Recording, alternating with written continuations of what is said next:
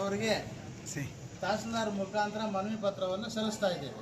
ನಮ್ಮ ಬೇಡಿಕೆಗಳು ಏನೇನಿದೆ ಅಂತಂದರೆ ಸುಮಾರು 13 ಬೇಡಿಕೆಗಳಿದೆ. ಪೊಲೀಸರು ಏಕಪಕ್ಷೀಯ ವರ್ತನೆಗಳಿಂದ ವಕೀಲರಿಗೆ ರಕ್ಷಣೆ ನೀಡಬೇಕು ಮತ್ತು ಅವೈಜ್ಞಾನಿಕ ಅಖಿಲ ಭಾರತ ಬಾರ್ ಕೌನ್ಸಿಲ್ AIB ರದ್ದುಪಡಿಸಬೇಕು. ಹಿರಿಯ ವಕೀಲರಿಗೆ 2 ವರ್ಷಗಳ ಕಾಲ ಮಾಸಿಕ 10,000 ಸ್ಟೈಪಂಡನ್ನು ಕೊಡಬೇಕಾಗುತ್ತೆ. ರಾಜ್ಯದ ಎಲ್ಲ ವಕೀಲರ ಸಂಘಗಳಿಗೆ ವರ್ಷಕ್ಕೆ 5 ಲಕ್ಷ ರೂಪಾಯಿಗಳನ್ನು ಬಿಡುಗಡೆ ಮಾಡಬೇಕು. ಹಾಗೂ ರಾಜ್ಯ ಸರ್ಕಾರವು ವಕೀಲರಿಗೆ ಕಡ್ಡಾಯವಾಗಿ ವೈದ್ಯಕೀಯ ಮತ್ತು ಜೀವ ವಿಮಾ ಸೌಲಭ್ಯವನ್ನು ಒದಗಿಸಬೇಕಾಗುತ್ತೆ.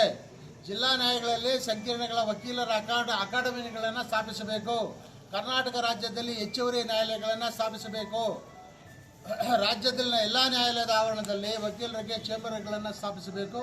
ಹಾಗೂ ರೆವಿನ್ಯೂ AC DC ನ್ಯಾಯಾಲಯಗಳಲ್ಲಿ ನಡೆಯುವ ಕಂದಾಯ ಪ್ರಕರಣಗಳಲ್ಲಿ ಬೇರೆ ಬೇರೆ ರೀತಿಯ ಒತ್ತಡಗಳು ಮತ್ತು ವಿಳಂಬದ ಕಾರಣ ಸರಿಯಾದ ರೀತಿಯಲ್ಲಿ ವಿಚಾರಣೆ ನಡೆಸಬೇಕು ಅಂತೇಳಿ ಅದನ್ನು ಇದು ಮಾಡ್ತಾ ಇದ್ದೇವೆ. ಮತ್ತು ವಕೀಲರಿಗೆ ಟೋಲ್ ಶುಲ್ಕ ರಹಿತ ಪ್ರಯಾಣ ಅವಕಾಶ ಮಾಡಿಕೊಡಬೇಕು. ರಾಜ್ಯದ ಪ್ರತಿ ಜಿಲ್ಲೆಗೆ ಒಂದರಂತೆ ಸರ್ಕಾರಿ ಕಾನೂನು ಕಾಲೇಜುಗಳನ್ನು ಸ್ಥಾಪಿಸಬೇಕು. ಕರ್ನಾಟಕ ರಾಜ್ಯ ವಕೀಲರ ಪರಿಷತ್ ಕಚೇರಿಯಲ್ಲಿ ವಿಭಾಗೀಯ ಮಟ್ಟದಲ್ಲಿ ಕಚೇರಿಗಳನ್ನು ಸ್ಥಾಪಿಸಬೇಕು.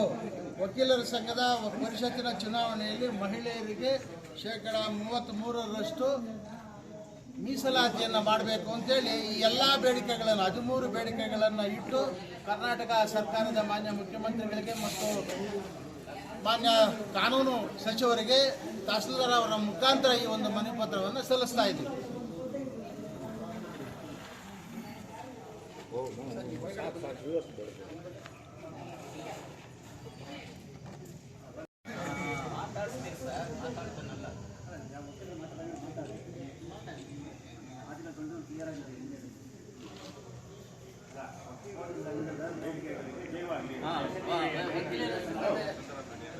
ಇವತ್ತು ನ್ಯಾಯಾಲಯದ ವಕೀಲರ ಸಂಘದ ಬೇಡಿಕೆಗಳಿಗೆ ಏನೇ ಬರಲಿ